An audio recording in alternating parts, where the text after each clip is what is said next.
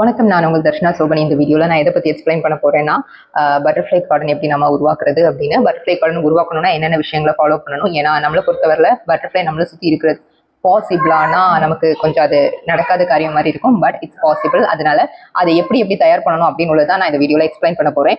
இப்போ இந்த வீடியோவில் பார்த்தீங்கன்னா நான் ஃபர்ஸ்ட் என்னென்ன விஷயத்த பண்ணினேன், அதுல என்னோட அப்சர்வேஷனை தான் உங்களுக்கு நான் சொல்ல போறேன். இப்போ ஃபர்ஸ்ட் நீங்க வந்து எக்ல இருந்து நாம இதை கலெக்ட் பண்ணலாமா அப்படின்னா, எக் எடுக்கும்போது உங்களுக்கு ரொம்பவே கன்ஃபியூஷன் இருக்கும். பட்டர்ஃப்ளை வந்து எக் லே பண்ணிருக்கும் போது நிறைய பேர் நினைக்கிறீங்க ஒரே இடத்துல பார்த்துருப்பீங்க, பக்கமா நிறைய எக் லே பண்ணிருக்கோம். அந்த மாதிரி எக் வந்து பட்டர்ஃப்ளையோட எக்கானா கிடையாது. பட்டர்ஃப்ளையோட எக் எப்படி இருக்கும்னா, ஒரு பிரான்ச்ல அங்கங்கே தான் இருக்கும். ஒவ்வொரு இலையில வந்து ஒரே ஒரு எக் தான் இருக்கும், அதுக்கு மேல இருக்காது.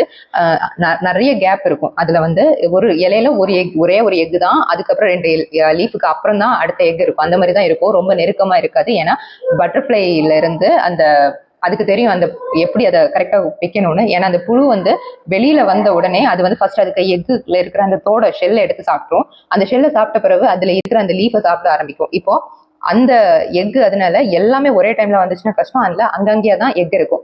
அதுல அந்த லீஃபை தான் அது ஃபர்ஸ்ட் சாப்பிடணும். நீங்க இப்ப அந்த லீஃபை கட் பண்ணி நீங்க வந்து கொண்டு வந்து இதே மாதிரி பாக்ஸ்லயோ எங்கேயாவது நீங்க வெளியில காத்தோட்டமாவே பத்திரமா வச்சிருந்தாலும் அதுல இருந்து கேட்டர்பில்லர் ரிலீஸ் ஆகுமானா 2 நாளையில லீஃப் காஞ்சு போயிடும். அப்ப இதுல இருந்து கேட்டர்பில்லர் வெளியே வராது. லீஃப் காயாம ஒருவேளை பச்சையா இருந்தாலும் அதுக்கு அதே லீஃபை தான் அது அதிக நேரமா சாப்பிடணும். அந்த லீஃப் கம்மியா இருந்தாலும் அதுக்கு ஒத்து வருது. இது வந்து ஒரு இது நமக்கு வந்து அதை வந்து அப்படியே மெயின்டைன் பண்றது கஷ்டம். நம்மளால அதை வளர்த்த முடியாது. ஃபர்ஸ்ட் அதை வளர்த்தணும்னா அது ஒரு 2 or 3 days தாண்டி தான் அந்த கேட்டர்பில்லரை நீங்க கலெக்ட் பண்ற மாதிரி இருக்கணும். அப்படின்னா அந்த கேட்டர்பில்லரோட சைஸ் வந்து ஒரு 1 சென்டிமீட்டருக்கு மேல 2 சென்டிமீட்டர் எல்லாம் வரும்போது நீங்க வந்து அதை கலெக்ட் பண்ணிக்கலாம். அதுக்கப்புறமா நீங்க அதை வந்து வீட்டுல வளர்த்துறதா இருந்தா உங்களுக்கு வந்து அதுக்கு நீங்க ஃபுட்டை கொடுத்தீங்கன்னா கரெக்டா இருக்கும். அப்பவுமே அந்த ஃபுட்டு கொடுக்கும்போது எப்படி இருக்கும்னா, நீங்க கலெக்ட் பண்ணும்போது அந்த கேட்டர்பில்லர் எந்த அளவு தடிமனான இலையை சாப்பிட்டுச்சோ அதே அளவு தடிமனான இலைகளை மட்டும்தான் நீங்க அது வளர்ற வரை கொடுத்துக்கிட்டே இருக்க வேண்டியிருக்கும். ரொம்ப நாளைக்கு இது அப்ளிகபிளா அப்படின்னா அப்படி கிடையாது. அதோட வாய் இத்தினோண்டு இருக்கும்போது அது அப்ளிகபிள். கொஞ்சம் பெருசாகும் போது நீங்க வந்து அது பெரிய லீஃப்ல வந்து சாப்பிட ஆரம்பிச்சிடும். இப்போ அடுத்தது கொஞ்சம் நல்லா வளர்ந்து கேட்டர்பில்லர் வந்து இந்த ரொம்ப நீட்டத்துக்கு பெரிய அளவுல வந்த பிறகு அதுக்கு வந்து நார்மலா பெரிய இலைகளே நீங்க எடுத்து கொடுக்கலாம். அது வந்து அதை சாப்பிடும். இப்போ இவ்வளவு வளர்ற வரைக்கும் நம்ம கேட்டர்பில்லரை பார்த்துட்டு இருப்போம். ஒருவேளை இந்த கேட்டர்பில்லருக்கு உடம்பு சரியில்லை, அதுக்கு என்னென்ன விஷயங்களை ஃபாலோ பண்ண வேண்டியிருக்கும் அப்படின்னா, இப்ப நார்மலா கேட்டர்பில்லரை நீங்க கலெக்ட் பண்ணி போட்ட பிறகு கேட்டர்பில்லர்ல இருந்து உங்களுக்கு வந்து டெய்லியுமே வந்து பூப்பு கிடைச்சிக்கிட்டே இருக்கும். அதோட பூப்பு வந்து இந்த மாதிரி குட்டி குட்டி முத்தா இருக்கும். இது வந்து உங்களுக்கு கலெக்ட் ஆகி வந்துட்டே இருக்கும். நீங்க கேட்டர்பில்லர் வந்து சாப்பிடுற இலைகளை பொறுத்து அதோட பூப்போட கலர்ஸ் வந்து சேஞ்ச் ஆகலாம்.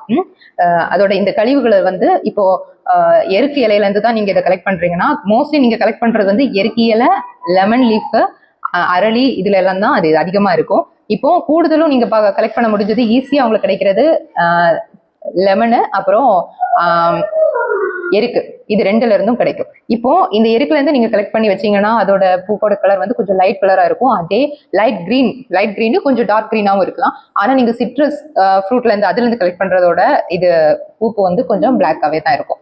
இது வந்து ஒரு அடையாளம். அது வந்து கலர் சேஞ்ச் ஆனதுனால அது உடம்பு சரியில்லைன்னு நினைச்சுக்க வேண்டாம். லீஃபை எடுக்கிறதுனால அதோட கலர்ஸ் வந்து அந்த மாதிரி இருக்கலாம். அதே மாதிரி அதுக்கு உடம்பு சரியில்லாம இருக்கிறதுக்கு இன்னும் சில சிம்டம்ஸ் உங்களுக்கு காமிக்கலாம். அது சாப்பிடாம அதோட ஃப்ரெண்டுல வந்து 3 லெக்ஸ் இருக்கும், 3 மெயின் லெக்ஸும் பின்னாடி வந்து ஒரு 5 ப்ரோ லெக்ஸ் இருக்கும். இப்போ இந்த லெக்ஸ் எல்லாம் சரியா வந்து அந்த நெட்லயோ எங்கேயோ பதியாம, கொஞ்சம் சரியில்லாம லீஃப்லயுமே ஒழுங்கா பதியாம ஒரு பலம் இல்லாத மாதிரி இருக்கும். கூடவே நீங்க ஈஸியா கண்டுபிடிக்க முடியுது அதோட முதுகுல எல்லாமே இருக்கிற டிசைன்ல எல்லாமே வந்து நார்மலா அதுல இருந்த கலர்ஸ்ல இருந்து லைட்டா ஒரு ப்ரௌன் கலர் அடிச்சிருக்கும். அந்த மாதிரி ப்ரௌன் கலர்ஸ் ஆச்சுன்னா அது வந்து உடம்பு சரியில்லாம ஆயிருக்கு அப்படின்னு அர்த்தம். நீங்க அந்த டைம்ல கவனிக்க வேண்டியது நீங்க கொடுத்துருக்க லீஃபோட தன்மை எந்த மாதிரி இருக்குன்னு கவனிக்கணும். லீஃப் காஞ்சிருக்கா இல்ல ரொம்ப கடினமா திக்னஸ் கூடுதலா இருக்கிறனால அதுக்கு சாப்பிட முடியாம கூட அந்த மாதிரி வரலாம். அதையுமே நீங்க கவனிக்க வேண்டி வரும். வேற அதுல நீங்க பார்க்க வேண்டியது, நீங்க ஒருவேளை நல்லதாட்டு அதுக்கு ஏற்றபடி லீவ் கொடுத்தீங்கன்னா கூட அது கியூர் ஆயிரும். ஆரம்பத்துல இருந்த அந்த பிரச்சனையில இருந்து அந்த கலர் திருப்பி மாறி அது நார்மல் கலருக்கு போறதையும் உங்களால பார்க்க முடியும். அது நீங்க கவனிக்கணும். அதோட ப்ரோ லெக்ஸும் அதோட மெயின் லெக்ஸும் எப்படி அட்டாச்சா இருக்கு அப்படின்னு உள்ளதை பார்க்கணும். ஒருவேளை நீங்க ஃபுட்டு கொடுக்கும்போது அதே லீஃபை தான் அது சாப்பிடும், வேற லீஃப் அது சாப்பிடாது. நீங்க எந்த இதுல இருந்து எடுத்தீங்களோ அதே லீஃபை தானே ப்ரொவைட் பண்ணுவீங்க. அப்போ அந்த லீஃபை கொடுக்கும்போது ஒருவேளை உங்களுக்கு ஃபுட்டு ப்ரொவைட் பண்ண முடியாம அது வந்து உடனே அது வந்து மேலே எங்கேயாவது போய் ஏதாவது ஒரு நெட்ல ஒட்டிக்கும். ஒட்டுறது வந்து நல்லதா அப்படின்னா, ஒட்டுனதும் உடனே அது பியூப்பாவா கன்வெர்ட் ஆகுமானா அப்படி கிடையாது. அப்படி அது ஒட்டினதும் அது உடனே பியூப்பாவா கன்வெர்ட் ஆகவும் செய்யும். பெருசா இருந்துச்சுன்னா, சின்னதா இருந்துச்சுன்னா அது எதுவும் செத்து கூட போகும். ஆனா பெருசா இருக்கிறது பியூப்பாவா கன்வெர்ட் ஆகும். ஆனா ஒருவேளை ஃபுட் இல்லாம அது பியூப்பாவா கன்வெர்ட் ஆகுறதா இருந்தா அதுல என்ன பிரச்சனை இருக்குன்னா, அந்த பியூப்பா வந்து நார்மலா வரக்கூடிய பியூப்பாவை விட ரொம்ப கொஞ்சம் சின்னதா இருக்கும். அப்போ அதுல இருந்து ரிலீஸ் ஆகிற பட்டர்ஃப்ளையுமே கம்பேரிட்டிவ்லி அதை மற்ற நார்மலா வர பியூப்பால இருந்து வரதை விட இது ரொம்ப கொஞ்சம் கம்மியா சின்ன சைஸா இருக்கு. சைஸ்ல வேரி ஆகுது. அதனால அது கூடுதலும் அது ஹெல்த்தியா ஃபுட் எடுத்துக்கிட்டு அது போறதுதான் பெட்டரான ஆப்ஷன். அது வந்து நார்மலா ஒட்டினாலும் உங்களுக்கு அதை எப்படி நம்ம கண்டுபிடிக்கிறது அப்படின்னா, என்ன லீஃப் அது சாப்பிடுமோ அந்த லீஃபை நீங்க அதுக்கு பக்கத்துல வாய்கிட்ட வச்சீங்கன்னா அது பேக்ல அதோட வாழை ஒரு இடத்துல அட்டாச் பண்ணிருக்கும். எப்பவுமே மேல போய் ஒட்டிட்டுனா வாழை அட்டாச் அந்த எண்ட் பகுதியை அதை அட்டாச் பண்ணி வச்சிருக்கிறதுல இருந்து அதை ரிலீஸ் பண்ணி ஆட்டோமேட்டிக்கா இந்த லீஃப்ல ஏறுச்சுன்னா அது வந்து சரியா நமக்கு வந்து திருப்பி சாப்பிட்டுக்கிட்டு லேட்டா கூட அது பியூப்பாவா கன்வெர்ட் ஆகும். அந்த அளவுக்கு நம்ம அதுக்கு டைம் கொடுக்கலாம். அதுக்கப்புறம் அது வந்து எப்போ அது வந்து உடம்பு சரியில்லை அப்படின்னு இன்னொரு விஷயத்த நீங்க கவனிக்கிறது, அது சாப்பிடாம இருந்துச்சுன்னா அது வந்து சாக போகுதுன்னு அர்த்தம் அப்படின்னு ஃபுல்லா கம்ப்ளீட்டா எடுக்க முடியாது. சின்னது சாப்பிடாம இருந்துச்சுன்னா அதுக்கு உடம்பு சரியில்லை, அதோட கலர் சேஞ்ச் ஆகுது. கண்டினியூஸா சாப்பிட்டா அது ஹெல்த்தியா இருக்குன்னு அர்த்தம். இப்போ கடைசி டைம் வரும்போது அது பியூப்பாவா கன்வெர்ட் ஆகிறதுக்கு முன்னாடி அதுக்கு உடம்புல இருக்கிற வேஸ்ட்டை வெளியே தள்ளும். அப்போ பெரிய ஒரு கேட்டர்பில்லர் வந்து அந்த வேஸ்ட்டை வெளியே தள்ளும் போது இதுவுமே வந்து அது உடம்பு சரியில்லாததுக்கான அறிகுறி அப்படின்னு நீங்க எடுத்துக்க கூடாது. ஏன்னா அந்த வேஸ்ட்டை வெளியில தள்ளிட்டு அது பியூப்பாவா கன்வெர்ட் ஆகும். இப்போ பியூப்பாவா கன்வெர்ட் பண்ற வரைக்கும் இவ்வளவு விஷயம் இருக்கு. இந்த கேட்டர்பில்லர்ல வந்து அதோட சைஸை பொறுத்து நாம வந்து அதை எப்படி கவனிக்கணும் எல்லாமே நான் இதில் சொல்லிட்டேன். நீங்க பியூப்பாவா கன்வெர்ட் ஆகும்போது கூட நீங்க எதுவுமே அதை டிஸ்டர்ப் பண்ற மாதிரி இருக்கக்கூடாது.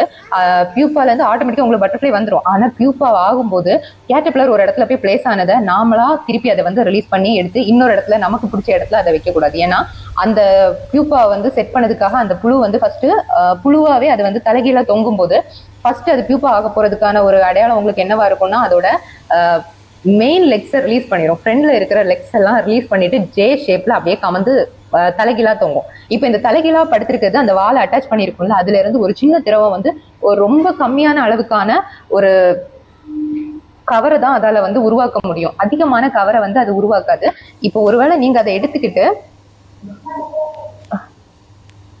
நான் உங்களுக்கு இந்த வீடியோல இதுல காமிக்கிறேன். இதுல வந்து ரொம்ப வீடியோல உங்களுக்கு எப்படி தெரியுதுன்னு தெரியல. இதுல நீங்க பாத்தீங்கன்னா ஒரு நிமிஷம், ரொம்பவே கம்மியான கலர் தான் இதுல வந்து பஞ்சு வந்து ரொம்ப கம்மியா தான் இந்த இலையில ஒட்டி இருக்குது.